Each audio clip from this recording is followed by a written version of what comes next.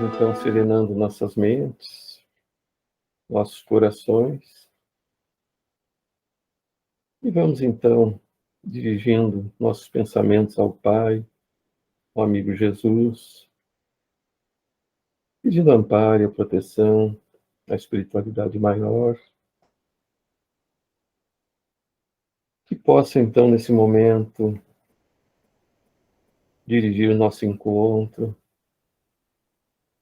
nos harmonizar, para que possamos ter um encontro de paz, de harmonia, colocando-nos então em sintonia com o Pai e também com o Mestre Jesus e com os nossos amigos espirituais, para que possamos então aproveitar de forma íntima o conhecimento que teremos hoje, que possa ser mais um amparo para a nossa caminhada, agradecendo a oportunidade de estarmos reunidos na noite de hoje, dizendo então: Senhor, concede-nos a consciência dos nossos muitos erros. Não nos consintas viver iludido a nosso próprio respeito, que tenhamos suficiente lucidez para saber quem somos, que consigamos detectar as fragilidades que nos são comuns. Dá-nos a tua força para que possamos superar-nos a tua luz, para que não caminhemos nas trevas, a tua paz na luta que nos aflige. Que sejamos sempre sinceros em nossos propósitos e humildes em nossas atitudes, verdadeiros em nossas palavras e fiéis aos nossos compromissos. Senhor, não nos deixes entregues às invigilâncias e ao assédio do mal. Ser nosso abrigo e a nossa inspiração. Que assim seja. Muito bem, pessoal. Vamos então passar para a Marilza a leitura do Evangelho. Vai ser hoje no capítulo 12, itens 5 e 6, os inimigos desencarnados. Boa noite, Sr. Edgar, seja bem-vindo. Muito bem, Marilza, pode iniciar. Tá bom. Boa noite, queridos. Boa noite, Marilene. Que bom estar com vocês. Tem o espírita ainda outros motivos de indulgência para com seus inimigos. Sabe ele, primeiro, que a maldade não é o estado permanente dos homens, que ela se deve a uma imperfeição momentânea e que, do mesmo modo que a criança se corrige dos seus defeitos, o homem mau reconhecerá um dia seus erros e se tornará bom. Sabe ainda que a morte não o livra senão da presença material de seu inimigo, mas que este pode persegui-lo com o seu ódio, mesmo depois de ter deixado a terra. Que assim a vingança falha no seu objetivo e, ao contrário, tem por efeito produzir uma irritação maior e pode continuar de uma existência a outra. Cabe ao Espiritismo provar, pela experiência e pela lei que rege as relações do mundo visível e do mundo invisível, que a expressão apagar o ódio com o sangue é radicalmente falsa. E o que é verdadeiro é que o sangue conserva o ódio, mesmo além do túmulo, de dar, por conseguinte, uma razão de ser efetiva e uma utilidade prática ao perdão, e a sublime máxima de Cristo: amai os vossos inimigos. Não há coração tão perverso que não seja tocado de bons procedimentos, mesmo inconscientemente. Pelos bons procedimentos, tira-se, pelo menos, todo pretexto de represálias. De um inimigo pode-se fazer um amigo, antes e depois da sua morte. Pelos maus procedimentos, ele se irrita e é, então, que ele próprio serve de instrumento à justiça de Deus para punir aquele que não perdoou. Pode-se, pois, ter inimigos entre os encarnados e entre os desencarnados. Os inimigos do mundo invisível manifestam sua malevolência pelas obsessões e pelas subjugações, das quais tantas pessoas são alvo, e que são uma variedade das provas da vida. Essas provas, como as outras, ajudam ao adiantamento e devem ser aceitas com resignação e como consequência da natureza inferior do globo terrestre. Se não houvesse homens maus na Terra, não haveria espíritos maus ao redor dela. Se, pois, deve-se ter indulgência e benevolência para com os inimigos encarnados, devemos tê-las igualmente para com aqueles que estão desencarnados. Outrora, se sacrificavam-se vítimas sangrentas para apaziguar os deuses infernais, que não eram outros senão os espíritos maus. Aos deuses infernais sucederam os demônios, que são a mesma coisa. O Espiritismo veio provar que esses demônios não são outros senão as almas de homens perversos, que não se despojaram ainda dos instintos materiais, que não se pode apaziguá-los senão pelo sacrifício de seu ódio, quer dizer, pela caridade, que a caridade não tem apenas por efeito impedi-los de fazer o mal, mas de os conduzir no caminho do bem e de contribuir para a sua salvação. É assim que a máxima, amai os vossos inimigos, não está circunscrita ao círculo estreito da terra e da vida presente, mas se integra na grande lei da solidariedade e da fraternidade universais. Eu fiz alguns apontamentos aqui, que ali onde diz toda a maldade é passageira, né? Porém, chegará o momento em que a criatura má reconhecerá seus erros e retornará ao caminho do bem. Assim como o amor une os espíritos, também o ódio os mantém ligados, mesmo após a morte. E na questão 887 do Livro dos Espíritos, diz, Jesus também disse, amai mesmo os vossos inimigos.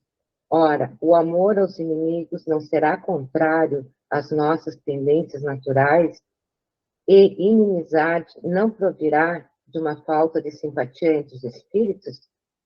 Certo. Ninguém pode votar aos seus inimigos um amor terno e apaixonado. Não foi isso que Jesus entendeu de dizer. Amar os inimigos é perdoar-lhes e lhes retribuir o mal com o bem. O que assim procede se torna superior aos seus inimigos, ao passo que abaixo deles se procura tomar vingança. E também eu fui lendo, fazendo alguns apontamentos. A real consequência da vingança é ligar ainda mais ao cruel, ao algoz, né? A vítima pelos laços do ódio, até que se ajustem pela lei de Deus, que é de perdão e fraternidade. E na questão 764, ela diz, Jesus diz, quem matou com a espada pela espada, perecerá. Essas palavras não consagram a pena de talião, e assim, a morte dada ao assassino não constitui uma aplicação dessa pena?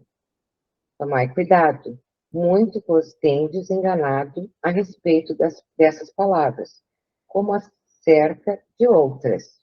A pena de talião é a justiça de Deus. É Deus quem a aplica. Todos vós sofreis essa pena a cada instante, pois que sois punidos naquilo em que haveis pecado, nesta existência ou em outra.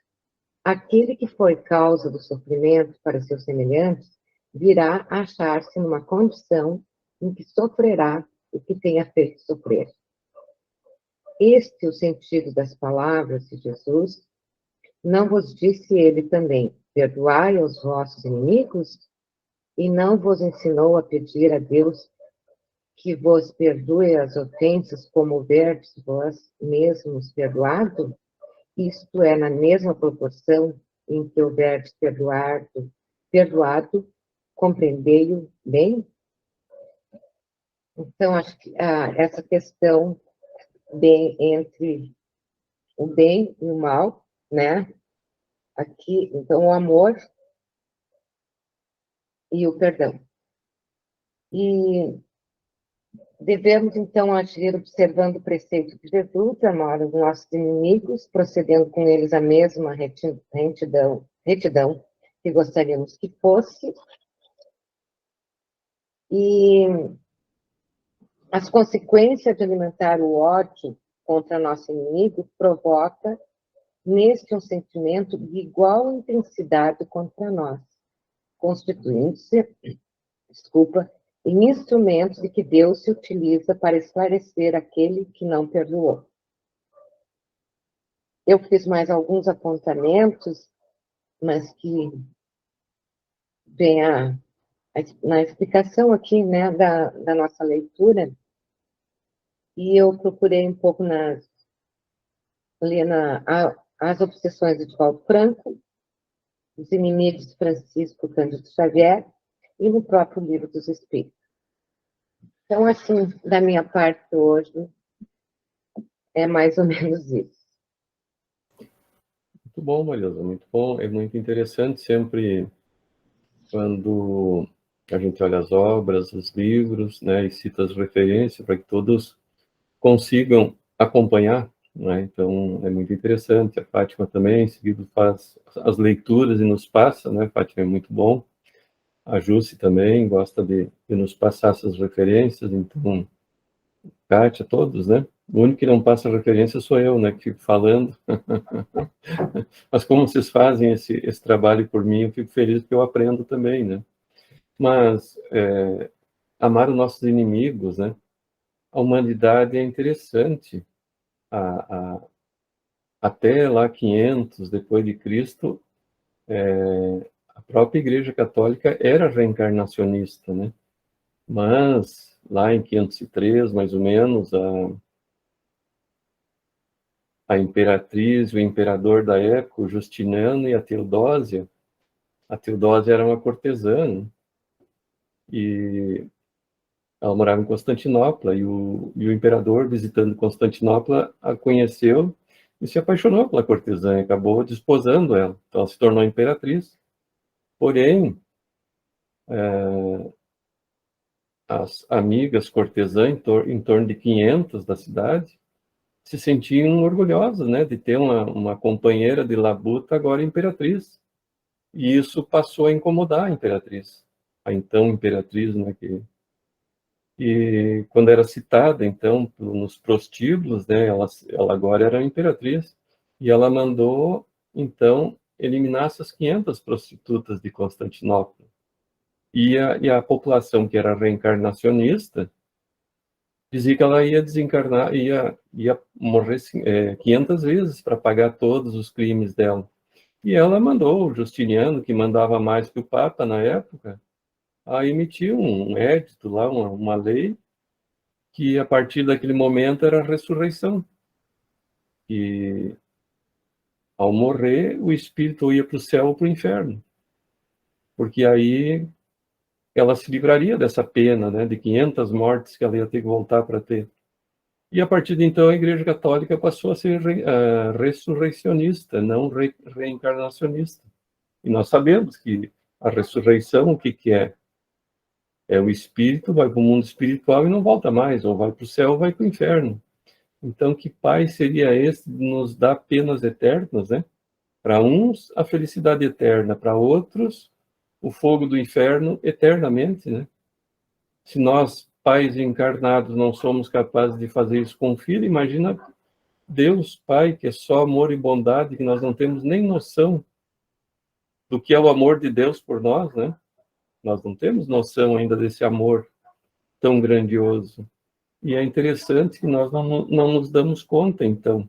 Aí a humanidade, ela seguiu com essa ideia de reencarnação, e aí era vantajoso se eliminar os inimigos, né? Porque daí esse inimigo julgavam os homens da época que, se eliminando esse inimigo, como ele era uma má pessoa, ele iria para o inferno, né? E lá ficaria eternamente. Mas nós mesmos, né, moramos na Terra nessa época, a gente não se dava conta que, ao retirar esse espírito da matéria, nós os tornávamos mais livres ainda, né? E tem um livro do Divaldo muito interessante, eu não sei se encontra em livraria, porque ele é antigo, e ele traz muitas histórias. O nome do livro é Vida Depois da Vida. E ele conta uma história, várias histórias, mas uma que eu achei muito interessante foi de um casal, a moça pobre e o rapaz pobre. E eles namoravam e estavam planejando casar. E um dia a moça, olhando um jornal, os editais de casamento, estava ali o noivo, o namorado dela, casando com outra pessoa. O edital de casamento do namorado dela com outra pessoa. E essa pessoa era uma pessoa muito rica na cidade, filha de pais muito bem de vida. E ela teve um infarto fulminante. Aquilo para ela foi muito violento, né? E ela desencarnou. E segundo, depois que ela teve condições, que foi resgatada, enfim, a gente sabe tudo o que acontece, que ela foi resgatada, ela contou a história dela. Então, ela foi parar num local que ela não sabia onde, cheia de ódio, de mágoa, de rancor, e um lugar muito ruim. A gente sabe, o espírito que retorna magoado, raivoso para o mundo espiritual, onde ele vai parar, não é? O nosso lar dá uma ideia assim do André Luiz, que tinha os seus equívocos, onde foi parar. Imagina a gente desencarnar de uma forma violenta, assim, cheio de mágoa e ódio. Então, quando ela foi resgatada, ela contou a história através do Divaldo. E que ela estava perdida no mundo sem saber o que estava acontecendo, ainda odiando, magoada. E o marido, o rapaz que namorou ela e casou com essa pessoa que tinha boas condições financeiras, casou exatamente por isso, pelas condições financeiras da moça. E ela, com o tempo, esse rapaz, ele amava essa moça que acabou morrendo, né, desencarnando. E para ele, a consciência dele começou a chamar, não é? Então ele foi infeliz no casamento dele, porque ele amava a pessoa que tinha morrido, no caso, para ele, né? Tinha morrido. E a consciência pesada dele, contada por ela, foi o que levou ela para dentro da casa dele. Quando ele começou a pensar nela, ele atraiu ela para dentro da casa dele, contado pelo espírito. E como ela ainda odiava ele, tinha mágoa, o sentimento que ele imagina, né? Ela era a pessoa que ela amava e de repente vê num edital de casamento ele casando com outra pessoa. Ela começou a obsidiar ele, porque ela mantinha essa mágoa, esse rancor, e foi obsidiando. Ele foi muito infeliz no casamento até que ela conseguiu que ele se suicidasse. Então vejam que o que diz ali, nós temos que amar nossos inimigos, pelo menos não desejar o mal, né? Desejar o bem para aquele que nós julgamos inimigos, porque não é com a morte que nós pensamos que é a morte do inimigo que ele vai desaparecer. Na verdade, se nós nos mantivermos unidos a esse inimigo, com o desencarne dele, ele vai estar junto de nós, vai estar dentro da nossa casa. Aí tem um palestrante, contou uma história muito interessante também. Diz que um espírito, esses espíritos que são muito ainda materializados, eles permanecem no nosso meio, caminhando nas cidades, andando de ônibus, andando de carro, se protegendo da chuva, dos temporais. Quem nunca aconteceu de um dia uma batidinha na porta, a pessoa foi abrir e não tinha ninguém, não é? Quem garante que não foi um amigo nosso que precisava que nós abríssemos a porta para ele entrar, né? Então, isso é comum acontecer. Então, esse espírito passeando na cidade, caminhando, desocupado, né, pois não tinha o que fazer, passou por uma pessoa encarnada e sentiu assim é como nós sentimos quando cruzamos, como diz assim que o santo não se cruza, né? A sintonia foi avessa à nossa. Ele sentiu aquilo quando passou por aquela pessoa. E aquela pessoa passou e foi embora, e ele seguiu a vida dele, mas o tempo passou e ele cruzou novamente por essa pessoa na cidade. E novamente ele sentiu aquele mal-estar, aquela coisa que a gente sente às vezes quando há uma pessoa que a gente não tem os fluidos não batem, né? E ele resolveu seguir essa pessoa. E seguiu a pessoa trabalhou, passou o dia, ele passou o dia com a pessoa. Porque ele estava curioso, ele queria saber quem era aquela pessoa que ele sentia um mal-estar perto. Essa pessoa foi para casa com a família, e na hora de deitar, nós sabemos que quando o corpo dorme, o espírito ele se desdobra, ele sai do corpo e vai seguir a vida dele normalmente, né? Quando esse espírito se desdobrou e saiu do corpo, esse espírito que estava seguindo ele reconheceu ele. Era um inimigo de outras épocas, de outras encarnações. E aí ele reconheceu, então é você, né? Passou a obsidiar esse espírito, então, inimigo dele. Então, quando nós pensamos que nos livramos do nosso inimigo, que não vemos mais ele na nossa frente, por ele ter desencarnado, é um engano muito grande da nossa parte. Quando nós pensamos que aprovando as penas de morte, né, que esses inimigos desencarnaram e sumiram, não, é o contrário. Esses inimigos, quando perderam a carne, aí é que eles podem estar junto de nós. Eu estava logo aquela confusão que deu os Estados Unidos e Iraque, né, que foi assim, o Bush tinha aquele ódio pelo Saddam Hussein por ele. Então, imagine assim, esses dois espíritos, há quantas encarnações vinham se odiando e se matando, quando foram líderes de tribos, de povos, e que guerrearam entre eles, né, se odiando, se detestando. Há quantos séculos eles vinham assim, para se odiarem tanto nessa época, né, em que o presidente americano não sossegou enquanto não conseguiu encontrar esse inimigo e tirar a vida dele. E matou ele, e tirou a vida do corpo, vamos dizer assim, de uma forma terrível, né, enforcado. Só que ele não se deu conta que esse inimigo que ele tirou o corpo, amanhã ou depois podia estar dentro da casa dele com ele, né? Então, esses nossos inimigos, que nós pensamos que eliminando o corpo, nós nos livramos desse inimigo, é o contrário. Nós podemos trazer esse inimigo para dentro da nossa casa. Então, é como o mestre já nos alertou, né? Nós nos reequilibrarmos com os nossos inimigos enquanto estamos a caminho.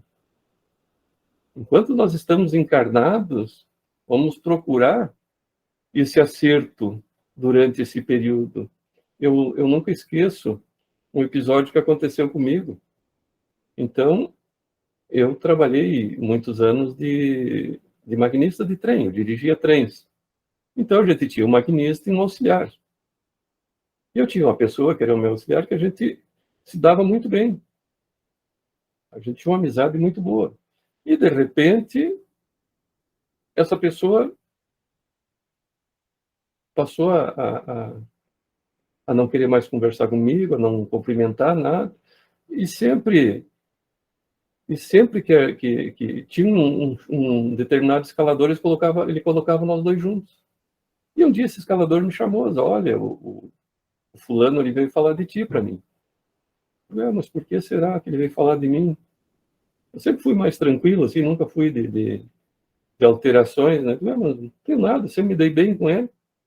Mas eu notei que daí a gente viajava junto. Mas quando ele veio me falar isso, eu notei que sempre que ele pegava na escala, ele colocava nós dois juntos. Aí quando ele saía da escala, nós dois pedíamos para viajar com outras pessoas. Mas um dia eu fiquei pensando, mas tem coisa errada aí. que a gente se dava tão bem, por que de repente ele foi falar de mim para ele? Um dia eu chamei ele. O que está acontecendo? Aí ele me disse, não, o fulano lá, nosso escalador, disse que tu falou de mim. Então, veja, ele disse isso para ele e disse para mim. Então, é um inimigo que nós tínhamos os dois. Porque a gente se dava bem e esse supervisor, por algum motivo, em algum tempo, não nessa encarnação, porque nessa encarnação eu fui conhecer ele quando fui trabalhar, né? E esse outro rapaz era mais novo que eu, e era uma pessoa que eu não conhecia, e a gente se entendeu muito bem, se dava muito bem. E, por algum motivo, esse supervisor começou com essa história. E aí eu disse para ele, não, vamos fazer o seguinte, então. Esse sujeito, ele é o supervisor. Vamos fazer de conta que a gente continua de mal, para ele nos escalar junto. E não criar um mal-estar com ele, e de repente ele criar outra confusão para nós. Vamos fazer assim, para ele nós continuamos ainda não nos dando, e vamos seguir a nossa vida. Aí a gente se entendeu, se acertou, e continuamos sendo amigos como nós éramos antes. Então a gente vê que os inimigos, às vezes a gente não tem noção que eles já vêm vindo de outros tempos, né? Então esse supervisor, por algum motivo, ele tinha essa inimizade conosco e nem ele sabia. Por algum motivo ele tinha essa animosidade com nós dois. Será que algum tempo do nosso passado nós não fizemos algo para ele, que ele trouxe para essa encarnação, né? E ele, em vez de tentar se reequilibrar conosco, ele tentou nos prejudicar. E aí nós seguimos trabalhando tranquilamente, mas como se a gente não se desse. Aí ele passava a nos escalar juntos. Mas aí a gente achava engraçado, até que a gente voltou a ser amigo, continuamos viajando, e para o nosso supervisor, ele estava fazendo a maldadezinha dele lá, né? Porque os espíritos, na verdade, que têm ainda trazem essas imperfeições, eles continuam ainda odiando, magoados. Imagina, então, nós temos esses inimigos encarnados e desejamos que esse inimigo desencarne. Ele vai estar conosco. Por isso devemos nos reequilibrar enquanto estamos a caminho. E não deixar para depois. E depois vai ser com mais dificuldade, né? Vai ser lá no mundo espiritual, a gente vai se encontrar de novo, de repente. Numa próxima encarnação, com certeza, o Pai vai nos colocar nos mesmos ambientes para que a gente se reequilibre, né? Então, todo inimigo de hoje, se não foi feita essa inimizade nessa encarnação, em algum tempo ela foi. Por isso nós estamos juntos. Por isso é importante se nós nos reequilibrarmos. E esse supervisor nunca disse nada para ele da história. Ele vinha conversar comigo, ria, brincava, e eu continuava rindo, brincando. Porque eu já tinha me acertado com a pessoa, então não valia a pena estar criando mais animosidade com essa pessoa. Então, até hoje, acredito que ainda esteja vivo esse supervisor, ele era um pouco mais velho que eu, mas pelo menos eu vamos dizer assim, a gente, ele fez a traquinagem dele lá, está feliz provavelmente, ou não até hoje, porque às vezes a pessoa tem aquela volta da consciência, né? E aí a pessoa às vezes sofre, porque ela tem noção de que fez algo um dia e vai tentar se reequilibrar, tentar refazer com outras pessoas esse caminho que ela estava equivocado, né? Então, os nossos inimigos, quando desencarnados, seria melhor termos nos reequilibrado, nos acertado enquanto estávamos a caminho. A morte dos inimigos não é a solução para as nossas diferenças. A solução é antes da morte dos nossos inimigos. Fátima, algo a acrescentar para nós, Fátima? Senão eu fico falando. É que a gente fica te ouvindo e só aprende, né? Graças a Deus. Então, tá falando um pouquinho, né, sobre o texto, os inimigos desencarnados. Durante os nossos estudos aqui no grupo, constantemente estamos falando sobre a necessidade de sermos indulgentes com as pessoas. O que é ser indulgente? A indulgência não vê os defeitos alheios e, se os vê, evita comentá-los e divulgá-los, a menos que seja para ajudar. Amar os vossos inimigos é isso, respeitar, tolerar, aceitar. É fundamental o amor para que a humanidade exista. Senão, não conseguiríamos viver em sociedade. Seria algo como cada um por si e danem-se todas as outras pessoas.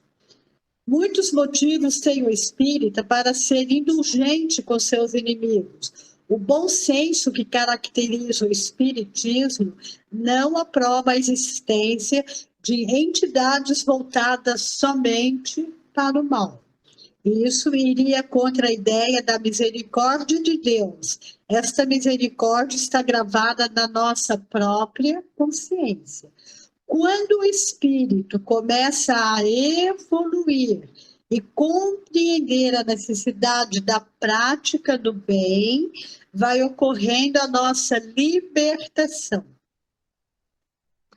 Ali vem mais um pedacinho, né?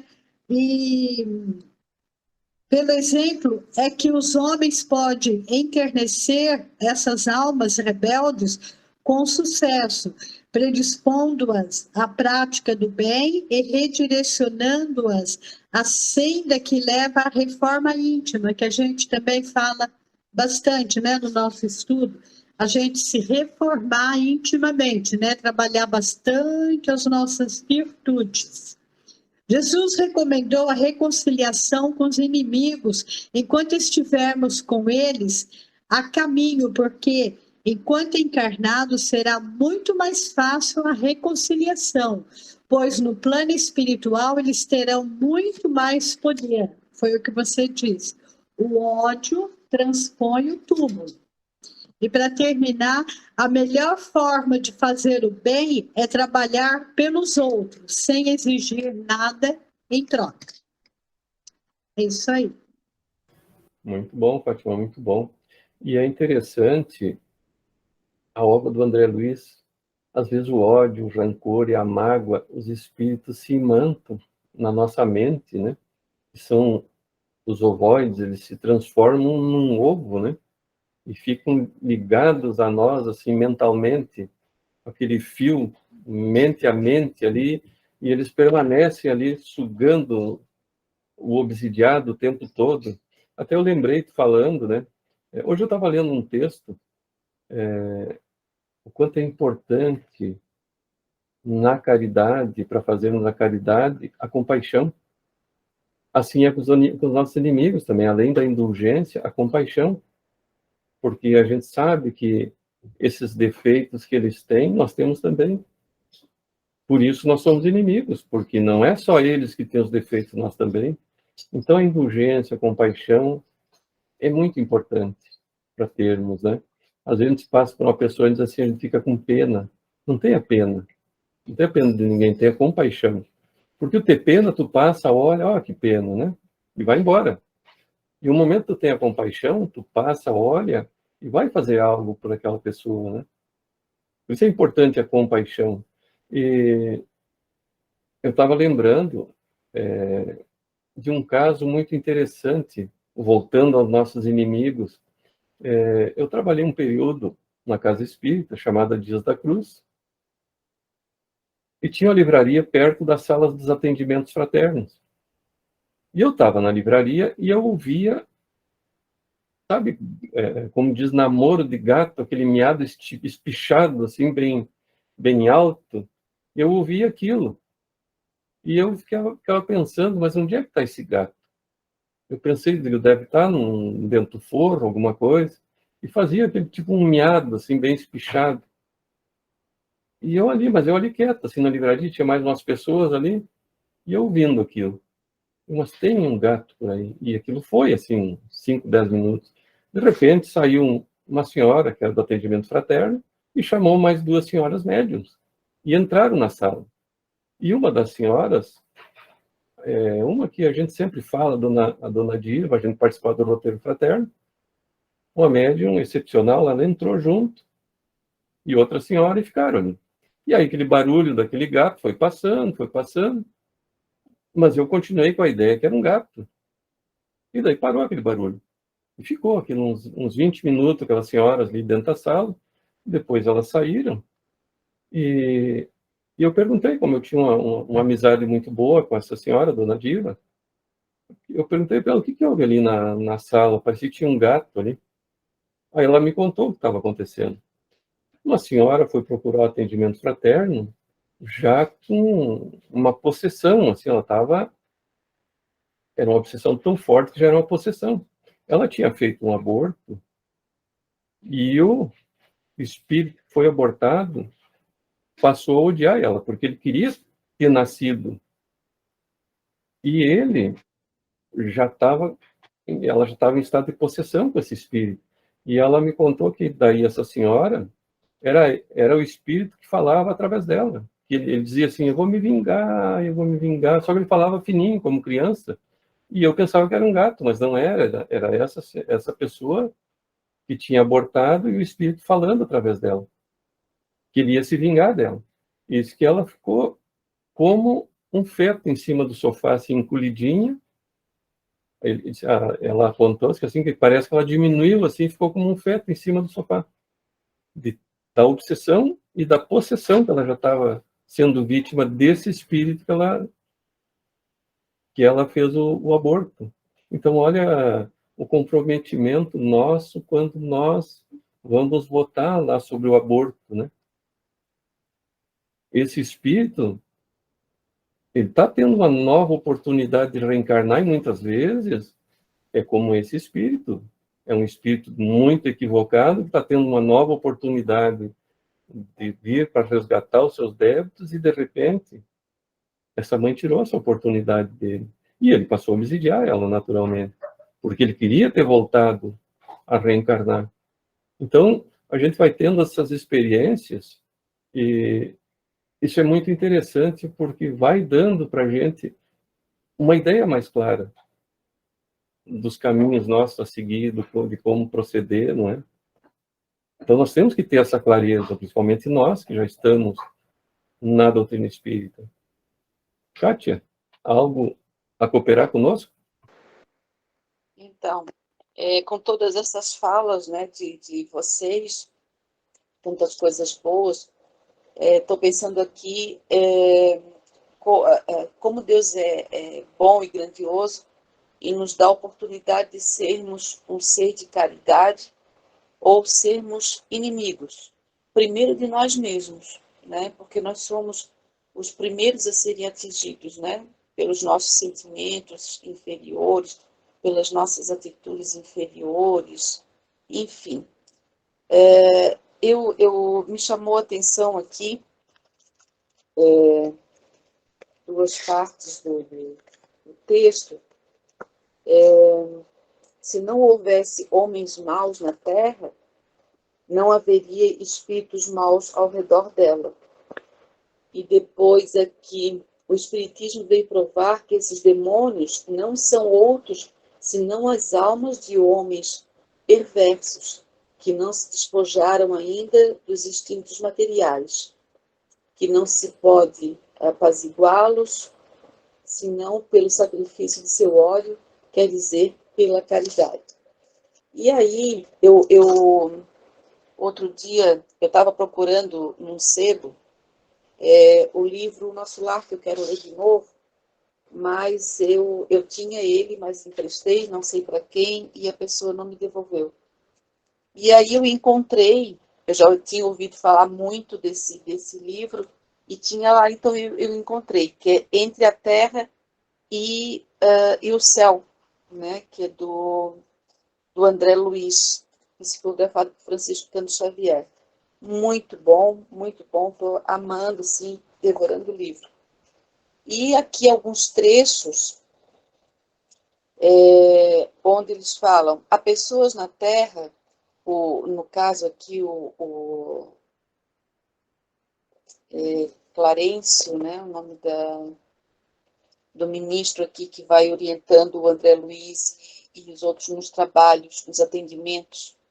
Há pessoas na Terra que não se acautelam contra os desvarios da inteligência e fazem da astúcia e da vaidade o clima em que respiram.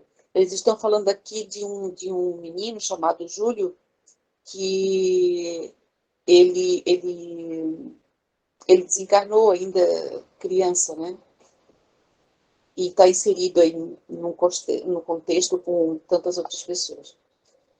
Insistem na inércia do coração, abominam um sentimento elevado que interpretam por pieguismo e transformam a cabeça num laboratório de perversão dos valores da vida. Não cuidam senão dos próprios interesses, não amam senão a si mesmos, não percebem, contudo, que se ressecam interiormente e nem imaginam os resultados cruéis da celebração para o mal. Frequentemente, na luta mundana, avultam na condição de dominadores poderosos, com vastíssimo potencial de influência sobre amigos e adversários, conhecidos e desconhecidos. Mas esse êxito é ilusório. Cai sob a gante da morte, com grande alívio dos contemporâneos e passam a receber-lhes as vibrações de repulsa. Semelhantes criaturas, naturalmente, são vítimas de si mesmas e sofrem os mais complicados desequilíbrios mentais. Depois de períodos mais ou menos longos de purgação, após a transição da morte, voltam à carne, necessitados de silêncio e solidão para se desvencilharem dos envoltórios inferiores em que se enredaram, assim como a semente precisa do isolamento na cova escura para desintegrar os elementos pesados que a constringem, para novo desabrochar. E também tem aqui, um pouco mais para frente, orgulho, vaidade, tirania, egoísmo, preguiça e crueldade são vícios da mente, gerando perturbações e doenças em seus instrumentos de expressão. O pássaro doente não se retira da condição de enfermo tão só porque se lhe arrebente a gaiola. O enfermo é uma criatura de almas desequilibradas que se ajuntam, assim como o charco é uma coleção de núcleos lodacentos que se congregam uns aos outros. Quando de consciência inclinada para o bem ou para o mal, perpetramos esse ou aquele delito no mundo. Realmente podemos ferir ou prejudicar a alguém, mas antes de tudo, ferimos e prejudicamos a nós mesmos. Se eliminamos a existência do próximo, nossa vítima receberá dos outros tanta simpatia que em breve se restabelecerá nas leis do equilíbrio que nos governam, vindo muitas vezes em nosso auxílio, muito antes que possamos recompor os fios dilacerados da nossa consciência. Quando ofendemos a esse ou aquela criatura, lesamos primeiramente a nossa própria alma, de vez que rebaixamos a nossa dignidade de espíritos eternos, retardando em nós sagradas oportunidades de crescimento. As moléstias conhecidas no mundo e outras que ainda escapam ao diagnóstico humano, por muito tempo persistirão nas esferas torturadas da alma, conduzindo-nos ao reajuste. A dor é o grande e abençoado remédio. Reeduca-nos à atividade mental, reestruturando as peças de nosso instrumento e polindo os fulcros anímicos de que vale a nossa inteligência para desenvolver-se na jornada para a vida eterna. Depois do poder de Deus, é a única força capaz de alterar o rumo de nossos pensamentos, compelindo-nos a indispensáveis modificações, com vistas ao plano divino, o nosso respeito e de cuja execução não poderemos fugir sem graves prejuízos para nós mesmos. Então é isso, gente. O quanto nós nos tornamos inimigos, primeiro de nós mesmos e a partir daí, quantos inimigos nós produzimos, né? Para essa vida e para outras, né? Era isso. Obrigada, gente. Obrigado, Kátia. Agora, isso é um fato, né? Para mim, chatear o outro, primeiro tem que estar chateado comigo mesmo, né? Eu não vou incomodar o outro se eu não estiver incomodado comigo mesmo com alguma coisa. Está tudo bem comigo? Vai estar tudo bem com aqueles que me cercam, com aqueles que estão comigo, né? Isso é um fato.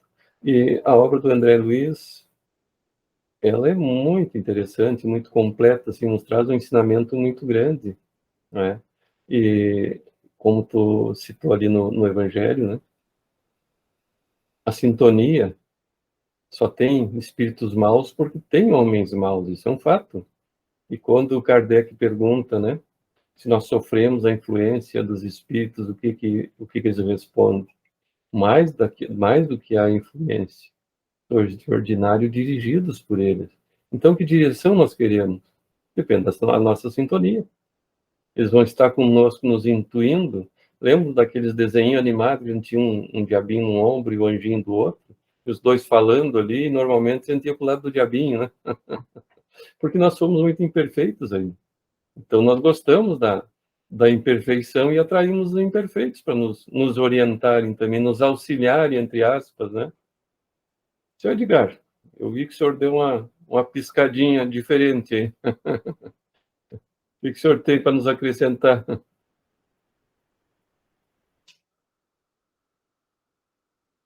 Como disse a Kátia ali, né, depois de tantas palavras bonitas, conhecimento de vocês todos, a gente fica sem munição, né? Mas a gente... Eu gostaria, assim, de participar para contar de casos que acontecem, como você citou no teu caso, Daniel.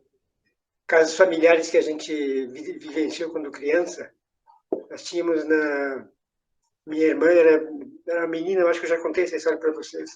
Minha irmã era uma menina, acho que ela não tinha 10 anos, eu acho.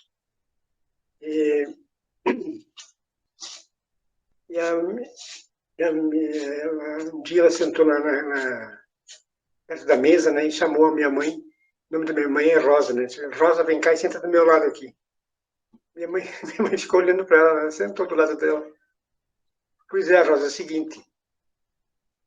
Fala para o Mário é o nome do meu pai. Fala para o Mário que ele vai ter que pagar uma promessa lá na igreja dos Navegantes, lá em Porto Alegre, para mim. Acender 12 velas lá para Nossa Senhora dos Navegantes. Eu fiquei devendo essa promessa. Então ele vai lá pagar essa promessa para mim. E daí eu não persigo mais ele. E lá em São Leopoldo, no túmulo do Padre Joels, pagar outra promessa para mim lá. Que daí eu não vou perseguir mais ele e nem perseguir tua filha também. Minha mãe ficou com o cabelinho em pé, né? Daí ela falou para meu pai, Mário, como é que pode acontecer uma coisa dessa, né? Ah, isso é coisa de criança. Como coisa de criança? Nem eu sabia que tu odiava a tua irmã. Essa irmã do meu pai, o nome dela era Maria. Ela odiava meu pai e meu pai odiava ela. Eram dois inimigos na própria família, né? Ela desencarnou com esse ódio. Então ela começou a perseguir a minha irmã. Minha irmã tinha convulsões, desmaiava, brigava, desmaiava de novo. E mais tarde eu descobri que era esse espírito da minha tia que perseguia ela para punir o meu pai. Prejudicando a minha irmã para punir o meu pai. Daí eu fui com o meu pai pagar essas promessas e ela abandonou a obsessão. Então, isso aí eu queria participar com vocês disso aí, porque é uma coisa que acontece na vida da gente, né? No nosso dia a dia. Como diz no Evangelho, né? Reconcilia-te com o teu adversário enquanto é tempo, enquanto dá caminho, né? Não deixa para depois. Isso aí. Verdade, senhor Edgar, obrigado pela cooperação. Vamos aproveitar o microfone aberto e conversar com a dona Marilene também, que ela tem para nos dizer.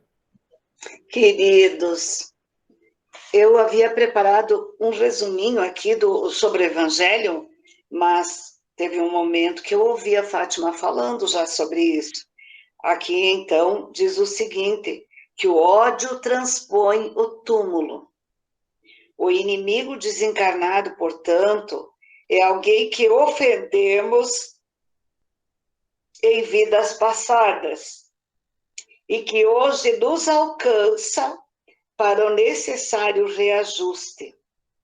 No preceito de Jesus, amai os vossos inimigos, encontramos o caminho para a reconciliação com o adversário. De uma certa forma, já havia sido dito exatamente isso, só que aqui seria com as palavras do Evangelho. E é isso mesmo, a gente sabe que no decorrer da existência a gente contrai-se inimigos e muitas vezes é de vidas anteriores. E outros a gente está adquirindo agora, mas graças à doutrina a gente vai procurar sanar enquanto está por aqui, com as pessoas que não gostam da gente, que a gente não gosta delas. O Divaldo que diz com muita propriedade, né, que inimigo todos temos, mas o importante é que nós não sejamos o inimigo. Vai ter alguém que não gosta de nós, mas que bom que não é nós. É isso, queridos. Obrigado, Marilene. A Rita levantou a mão, Rita. Sim. Assim, ó, não falando propriamente em inimigo, né? Mas quando a gente tem um distanciamento na família, muitas vezes, eu vou citar 2 exemplos. Eu sou separada faz muitos anos já. E agora, nessas alturas do campeonato, o pai dos meus filhos está com uma doença terminal, e isso fez com que meus filhos e eu voltássemos ao convívio junto com ele, para nos auxiliarmos a cuidar dele no final, neste final, né? Ele agora se encontra-se melhor e tal, mas é uma maneira que Deus talvez nos deu uma segunda chance de nos reconciliarmos, talvez antes do desencarne dele, nós não sabemos o nosso momento, né? Qualquer um de nós pode desencarnar de uma hora para outra, até antes dele, quem sabe, né? Não sabemos o nosso momento. Mas, enfim, Deus nos deu uma segunda chance dos filhos reaproximarem, dele se reaproximar da neta que nasceu faz pouco, de conhecer essa neta, de conviver com essa neta mais um pouco. Então, como Deus nos mostra, às vezes nos dá uma segunda chance de nos reconciliarmos, de nos retratarmos perante muitas coisas nesta reencarnação mesmo, nesta vida mesmo, de ter uma segunda chance nessa nossa vida, nesta reencarnação, né? Que não tenha sido talvez de vidas passadas, mas dessa vida, né? E numa outra, um outro exemplo que eu gostaria de trazer a vocês, não é da minha vida, mas de uma colega minha do ESG deste ano, que o irmão se afastou da família inteira, dos amigos, de todas as pessoas conhecidas dele, pela conduta que ele vinha tendo.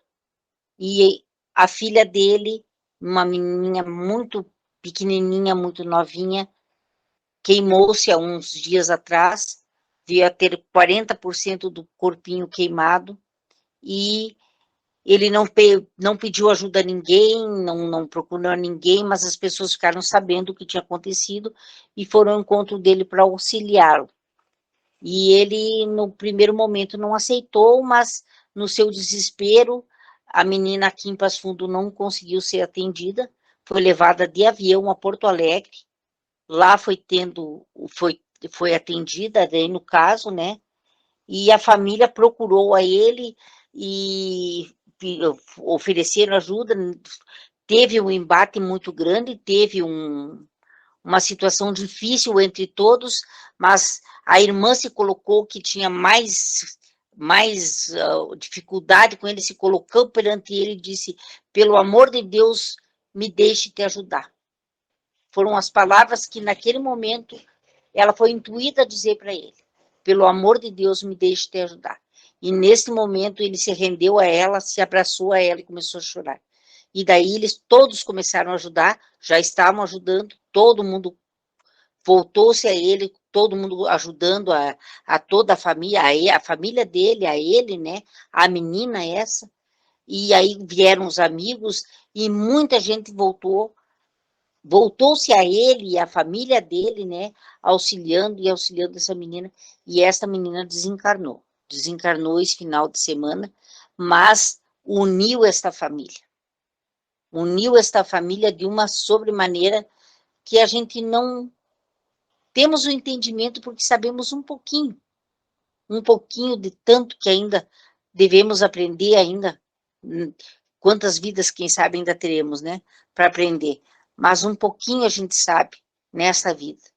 Então, essa menina veio para iluminar a vida de tanta gente, né, voltou à morada do pai, mas antes de voltar à morada do pai, iluminou a vida do pai dela, e dos irmãos, e dos avós, e de todo mundo, né, deixou uma luz tão grande para trás, né. Então, nesta nossa noite de hoje, né, nesse nosso tema de hoje, da nossa aula, o quanto a gente aprende e o quanto voltamos, às vezes, uns aos outros, por motivos tão grandes, né? Por motivos que, às vezes, estão nos levando de volta para a morada do Pai, né? Era isso que eu queria trazer a vocês, nesse momento. Obrigado, Rita. Esses exemplos, né, vão nos trazendo a compreensão dos temas que nós vamos estudando, porque o teu exemplo, né, vocês estão resgatando enquanto estão a caminho. E Deus está sempre nos dando oportunidade, nós é que deixamos elas passarem, né? E muitas vezes não conseguimos visualizar, a gente está com a visão tão fechada para aquela oportunidade, pelo ódio, pela mágoa, que a gente não vê aquilo como oportunidade, né? Eu não vou ajudar nada, essa pessoa foi tão má comigo, me fez isso, me fez aquilo. E não é uma oportunidade que Deus está dando para nós mesmos, né? Desse reequilíbrio, desse acerto. Vocês imaginem assim, falando, não que seja isso, mas vamos colocar, digamos que fosse, e se essa pessoa desencarne e a gente não auxiliou e ela desencarna magoada, raivosa, né? Vai ser ruim para ele, para a gente que fica. Então, nada como isso. Esse reequilíbrio enquanto estão a caminho, esse acerto, né, vai ser bom para todos, para nós, para a pessoa que nós pensamos que nos magoou, que ela pensou que nós magoamos a ela. Kátia? Eu tive uma experiência, uma bênção, né? Nos mesmos moldes da história da Rosvita. Eu me separei do pai da minha filha e por muitos anos foi uma separação muito complicada, com ameaça de morte, tivemos que envolver polícia, enfim, uma coisa assim bem pesada. E eu fiquei muito tempo sem falar com ele comigo, e isso me angustiava muito, porque eu não gosto de deixar de falar com as pessoas, não gosto disso. E depois, por conta de um câncer que ele teve, nós tivemos a bênção de conseguir, de poder nos aproximar dele, né? Que a minha filha também já tinha voltado a falar com ele, a se relacionar com ele, mas eu ainda não. Então, nós fomos abençoados com esse resgate, que para mim foi um ganho na minha vida. Então, eu fico pensando nessas situações da Rosvita, esse meu caso, esse outro caso que a Rosvita também relatou, todas as pessoas envolvidas nisso tudo aí, por exemplo, né, eu e a Rosvita, que é uma briga de casal, quanto os nossos filhos aprendem com isso, né? O ganho que eles trazem para a vida deles, né? Desse nosso perdão, de nos aproximarmos, de estender a mão para o outro, apesar de todas as adversidades que tem na história do casal, né? Mas o quanto a gente contribuiu para que essas pessoas possam ser melhores e possam enfrentar de uma forma melhor e mais adulta e mais serena, né, os conflitos que virão na vida deles e as situações que virão na vida deles, né? Então eu sou muito grata por uma bênção dessa também. Obrigada, gente. É verdade, a gente enxerga só como problemas, né, e não como lições que o Pai quer nos dar quando nos apresenta essas situações, não é? E como a gente, quando vai entendendo um pouco mais, principalmente com o estudo da doutrina espírita, como essas questões nos fazem mal. Qualquer desentendimentozinho, assim como isso, nos faz mal. E a gente busca esse acerto e, digamos que do outro lado a pessoa não queira esse acerto, né? Isso ainda nos faz mal. Claro que a gente sabe que eu fiz a minha parte, mas como seria bom se a outra pessoa também aceitasse, né? Como a gente se sente bem quando tudo se resolve. Quando a gente busca o entendimento e que há esse entendimento. Claro que a gente sabe também que eu busquei, a outra pessoa não quis, aí a gente fez a parte da gente, né? Mas ainda incomoda, porque a gente gostaria de que houvesse um acerto, né? Então isso é muito, muito, muito importante, a gente já ter esse entendimento, essa noção, e não só ter isso, e buscar esse entendimento, que é o mais importante. Porque a gente tem um entendimento de ficar parado esperando também, ele não resolve. Até depois, isso entra na nossa mensagem. A nossa mensagem de hoje, eu já coloquei ela no grupo, para dar tempo para a gente pensar um pouquinho, e depois eu vou colocar ela para nós conversarmos um pouquinho sobre ela. Então, para nós encerrarmos, Denise, tem algo a nos acrescentar, Denise? Eu acho que todo mundo já falou. Tudo tranquilo? Tudo tranquilo. Como é que os jovens, tudo dominado? É. Então tá bom. Muito bem. Mais alguém gostaria de algum comentário, mais alguma colocação para nós encerrarmos e partirmos para a nossa mensagem? Todos tranquilos? Todos aprovados na prova que vem logo a seguir? Muito bem. Vamos à nossa mensagem de hoje, então. Vou colocar aqui na tela para nós, para a gente conversar um pouquinho sobre ela. Estão vendo essa bela cidade ao anoitecer, na beira do mar? Muito bem. Então, a nossa mensagem de hoje, como eu falei, ela foi colocada de manhã no nosso grupo, que eu achei muito interessante. E que a gente estava falando, né? Tudo que a gente adquire, se ficar isolado, sem compartilhar, ele não tem muita utilidade. Então, olha o que diz a mensagem. Quando a inteligência se isola, por mais bela, não é mais que a fortuna inútil e solitária no fortim do egoísmo. Quando o sentimento se distancia da luta, detendo-se na adoração improfícua, não é mais que um manancial bem-nascido a estagnar-se no poço. Aprender para crescer, crescer para ajudar. Então, é interessante, eu estava lendo, eu agora não lembro o livro, um espírito que ele era, na encarnação atual dele, que ele viveu, a última, ele era um mendigo, ele andava nas ruas, olhando lixo, tirando o que comia de lixo, enfim. Mas, ao conversar com esse mendigo, se via que ele tinha um intelecto muito desenvolvido. E aí, depois foi-se a saber que, numa encarnação passada, esse espírito hoje mendigo foi um excelente cientista, se eu não me engano, holandês. Mas ele se encerrou num laboratório e a inteligência dele era algo assim fenomenal, várias descobertas, enfim, em vários campos, só que ele nunca compartilhou e nunca dividiu. E ele não tinha humildade, ele tinha muito orgulho daquilo. Ele se isolou do mundo porque ele era um ser já superior na mente dele, né?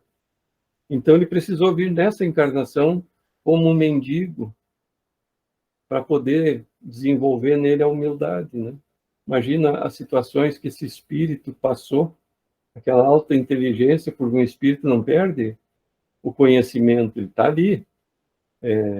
Não vou dizer esquecido, mas ele está ali no subconsciente dele. Então, quantas coisas vêm à tona, assim, dele olhando, o próprio lixo onde ele olhava, que ele poderia ter mil e uma ideias com alguma coisa que ele achou no lixo e tal, e ele vivendo nessa condição de mendicância, né? Para poder desenvolver essa humildade que ele não teve antes. E aí a gente vê que quando nós desenvolvemos esse sentimento, mas não colocamos eles na prática, né? Através da caridade, da compaixão, da benevolência. É bem como diz aqui, é um poço que está ali parado, não serve, não tem muita serventia para nós mesmos, né?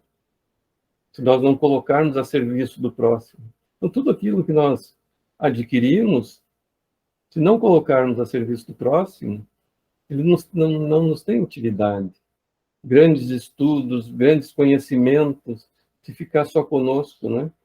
A gente via no passado, né, os sacerdotes que tinham aqueles altos conhecimentos, mas ficava entre eles, naquele grupo restrito, o sacerdote, alguns discípulos, e a humanidade em geral na ignorância, né? Então, tudo que nós adquirimos e ficamos para nós por egoísmo, ele não tem utilidade nem para nós e muito menos para os outros. Então, tudo aquilo, por isso, volto a tocar no nosso estudo. A importância de a gente dividir aquilo que nós estamos entendendo sobre o que nós estamos debatendo. Como é importante, porque cada um tem a sua colocação, e a colocação de cada um serve para mim também.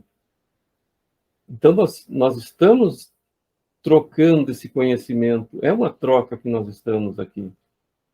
Porque cada um tem o seu entendimento, e o seu entendimento dentro daquele tema vai nos acrescentando. Por que a gente vai, conforme vai conversando, vão surgindo as ideias, né? Porque a gente vai despertando no outro aquilo que nós já temos lá no subconsciente, aquilo que nós aprendemos, que nós já lemos, e nós vamos fazendo essa troca, não é?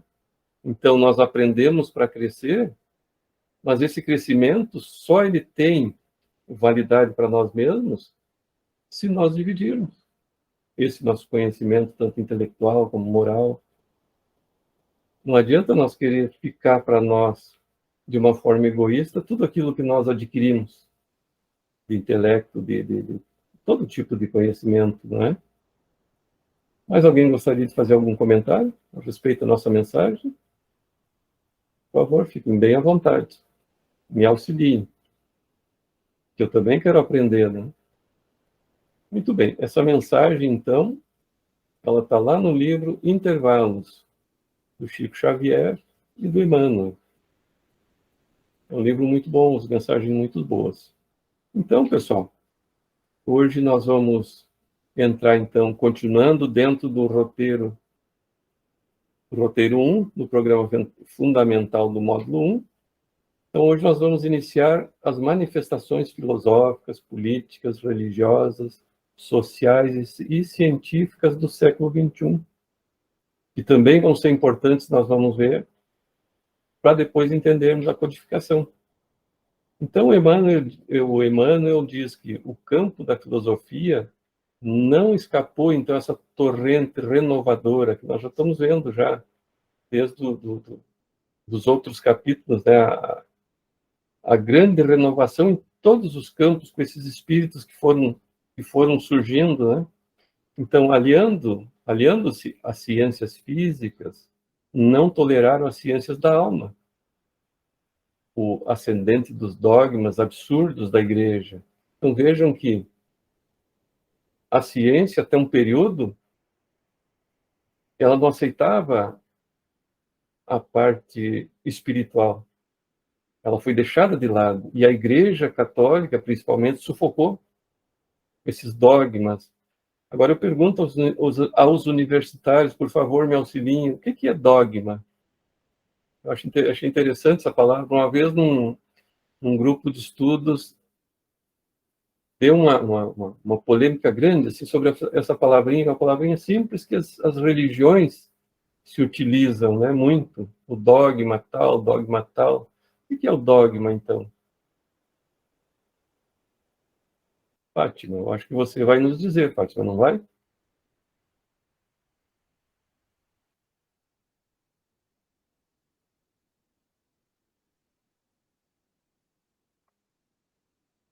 Muito bem. Algum dos universitários para me ajudar sobre o dogma? Eu vou buscar e já te falo. Então tá bom, vamos aguardar aqui que a Fátima vai nos dar a dica ali. O que é o dogma? Ela é uma palavra interessante, que tem uma palavra similar a ela, que muitas vezes, eu vou contar a história. Nós estávamos num grupo de estudo e uma pessoa disse assim, nessa época eu estava estudando, e a pessoa disse assim, por que a doutrina espírita fala que não tem dogmas, e eu vi no Evangelho escrito dogma? E aí deu aquela eu todo parado, assim, e agora? Vamos procurar o dicionário para ver o que é dogma. Não foi achado o dicionário e ninguém sabia o que era dogma. E agora? Eu estava ali, quietinho, na verdade eu sabia, mas eu estava ali, quieto, né? Aí a pessoa me perguntou, aí eu respondi, tá, mas e por que no Evangelho tem a palavra dogma se o Espiritismo não tem dogma? Por que pode ter no Evangelho? Realmente, depois eu fui ler um Evangelho, uma tradução tinha dogma tal. Porque a pessoa que traduziu entendeu que Allan Kardec colocou o dogma. Mas essa pessoa que, ao traduzir, colocou dogma, ele podia colocar uma outra palavrinha, que é parecida.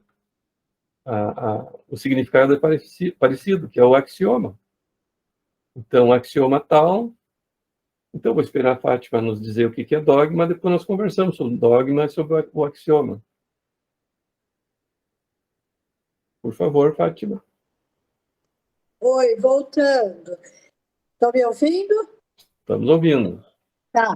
Eu encontrei no Google, né, dogma, qualquer doutrina filosófica, política, de caráter indiscutível.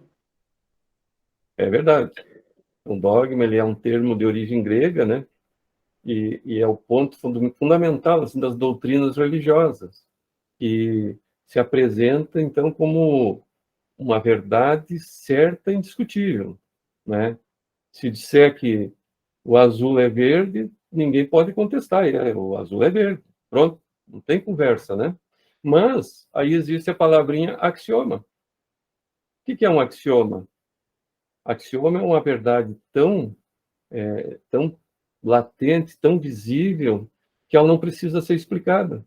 Por exemplo, assim, se eu disser assim, o sol clareia e aquece, eu não preciso estar explicando por que ele clareia, por que ele aquece, né?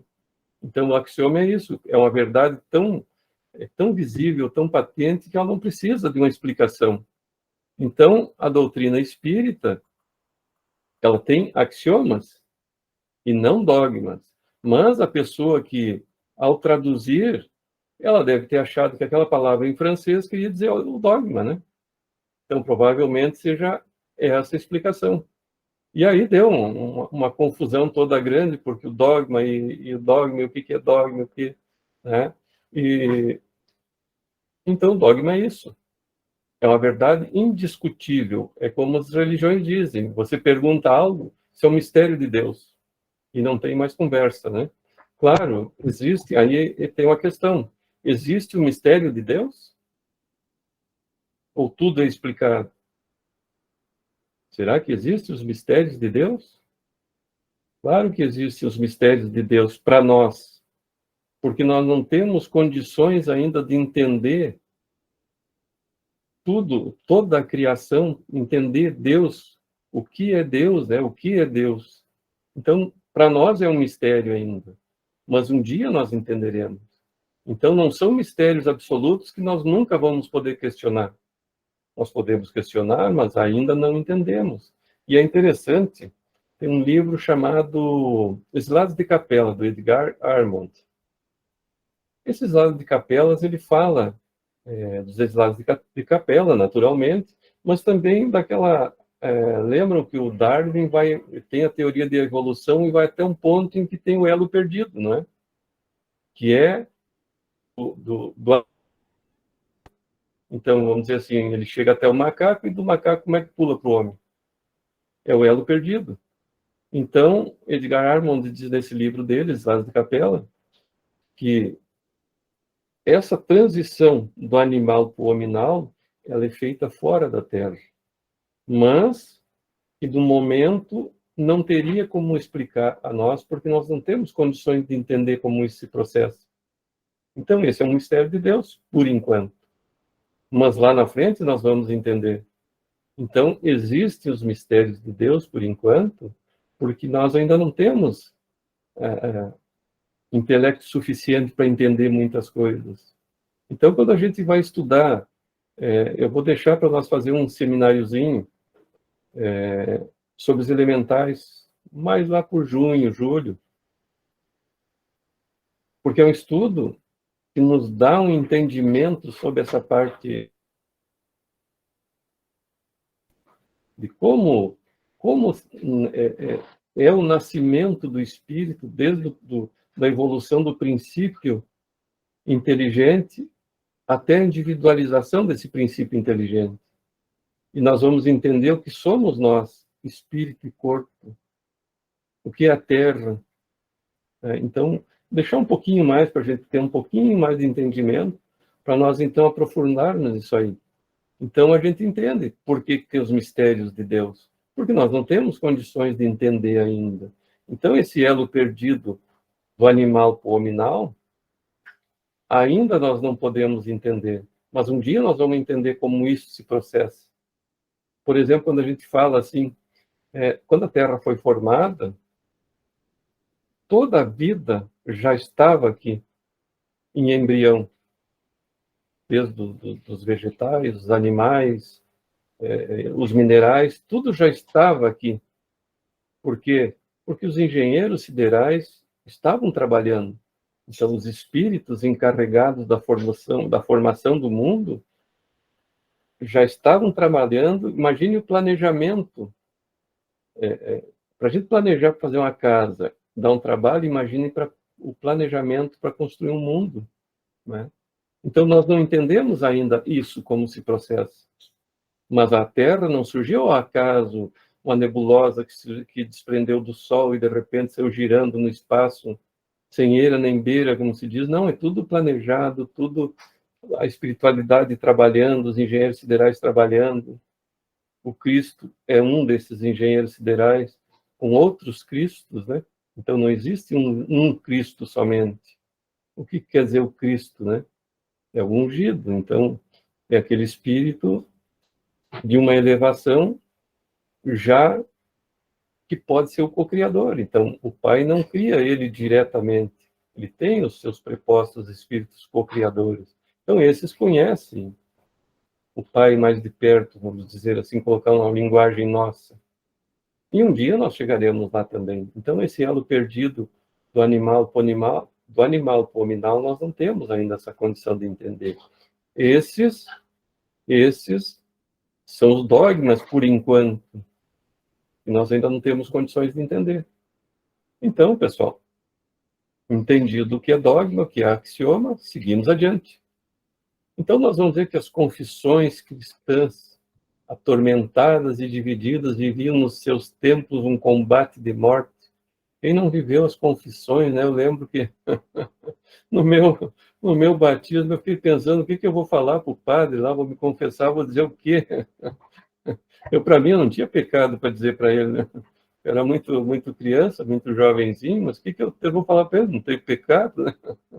Fiquei louco de vergonha.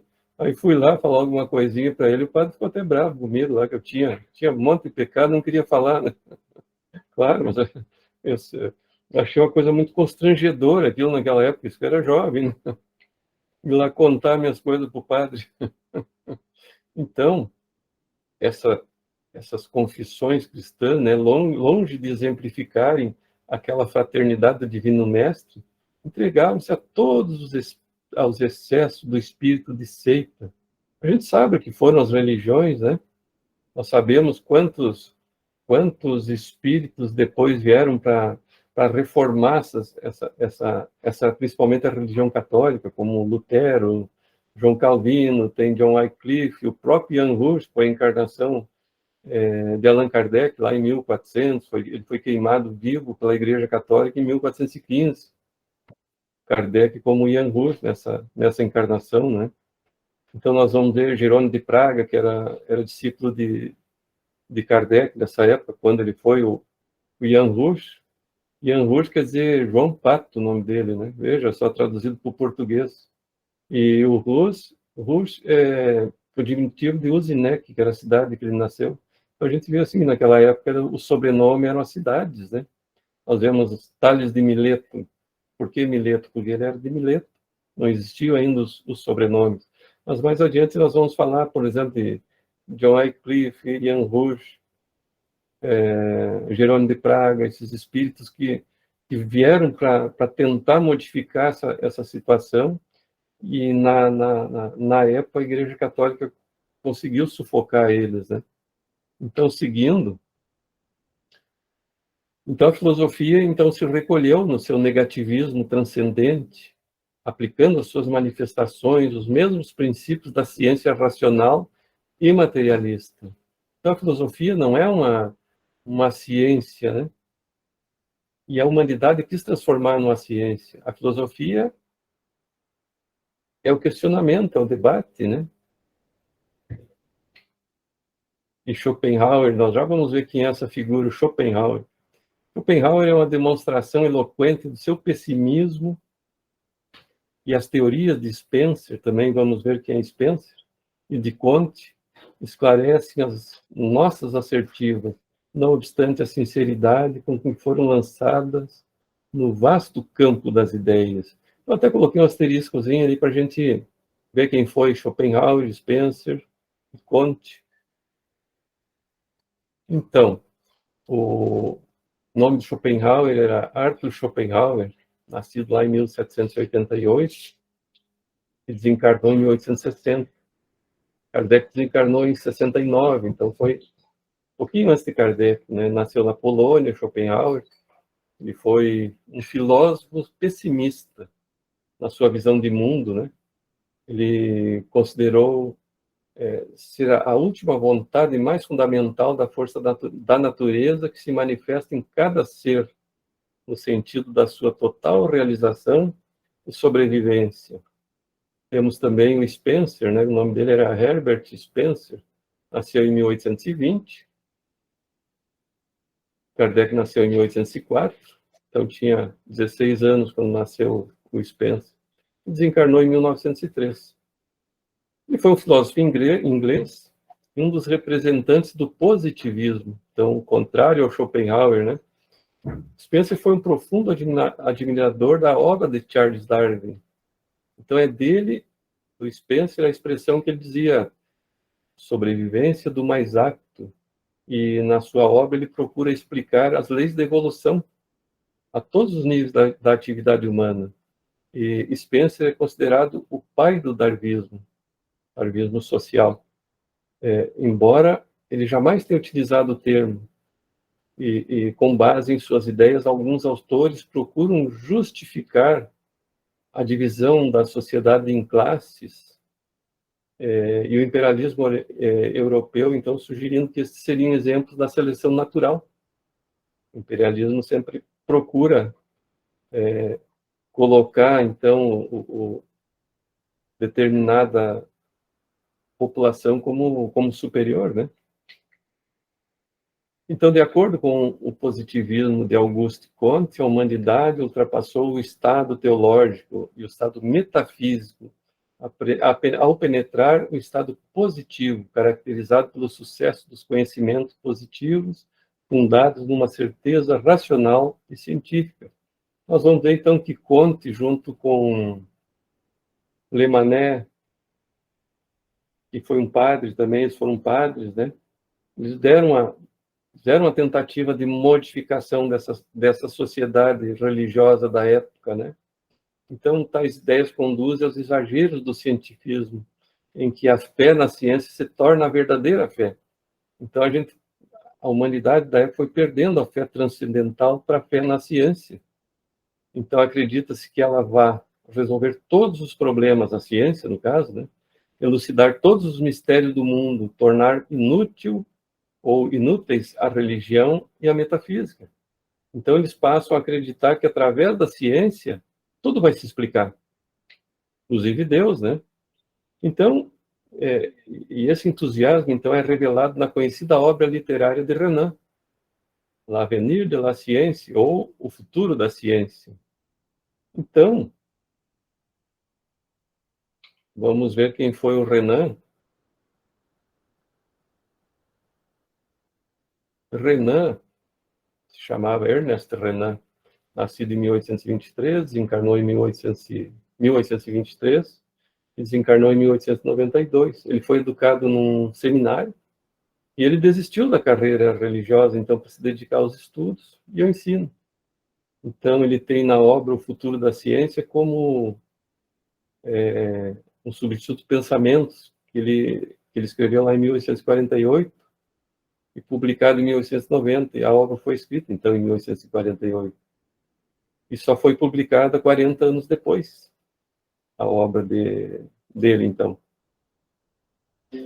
Então, nós vamos ver que, em relação às ideias anarquistas, aí surgiu o anarquismo. Nós vamos ver que o anarquismo está presente até hoje, em nossos dias. E as ideologias socialistas, aqui começa a humanidade pender para um caminho muito, vamos dizer assim, ruim para a humanidade, que hoje a gente está vendo que está renascendo tudo isso, né? O mundo deu uma guinada para um lado e está voltando novamente para o anarquismo, para o socialismo, né? Então, a gente vai ver que o anarquismo, como sabemos, representa um conjunto de doutrinas que preconizam a organização da sociedade sem nenhuma forma de autoridade imposta. Então, imaginemos uma sociedade sem autoridade. Nem no mundo espiritual não existe, né? Como é que vai existir na Terra? Como que vai sobreviver uma nação sem um governo? Vamos colocar uma cidade. Como seria a nossa cidade sem o prefeito, sem os vereadores, sem o delegado, sem os policiais, sem, enfim, toda uma coordenação para aquela comunidade? Como seria? Seria o anarquismo, né? Então, o anarquismo prega isso. A sociedade sem um comando. Todos são donos do seu nariz, todos fazem o que bem entende. Imagina como seria a sociedade, né? Então, pessoal, estamos chegando no nosso horário. Estava excelente o nosso encontro, mas chegou o nosso momento de encerrarmos e fazermos a nossa prece final. Vitor, posso te convidar para fazer a nossa prece final?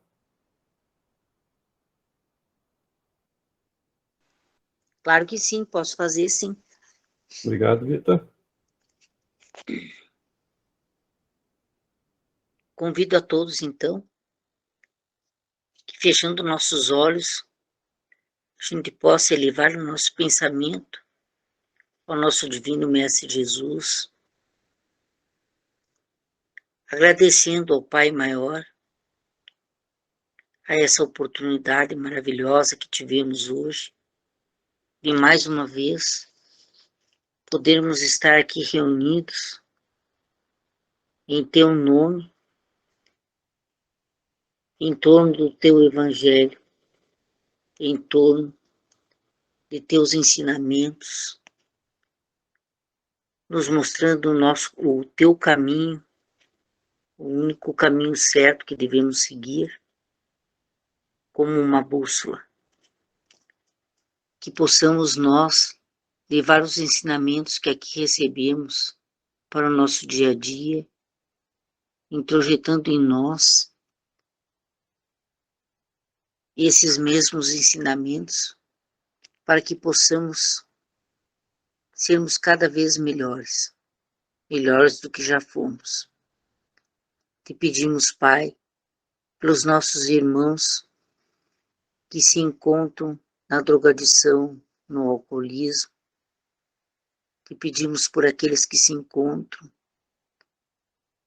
nos presídios, nos asilos, nos orfanatos, por aqueles que ainda não te conhecem, por aqueles que se encontram sem um teto sobre suas cabeças, morando nas ruas, dormindo sobre as marquises, ao relento, por aqueles que estão nesse momento desesperados, desesperançados, à beira do suicídio, que eles recebam o auxílio dos nossos espíritos benfazejos, de seus anjos protetores, a luz de nossas preces, que eles sejam socorridos, Pai, que eles recebam a esperança, a fé em dias melhores, que possamos nós ter uma noite abençoada, de um sono reparador, que possamos ter uma semana, um fim de semana abençoado e iluminado por vós. Te pedimos pelos trabalhos de Nossa Senhora junto ao Vale Suicida, por esses nossos irmãos que equivocadamente voltaram antes do tempo à pátria espiritual. Obrigado, Pai, mais uma vez, por poder estar aqui novamente reunidos. Que assim seja.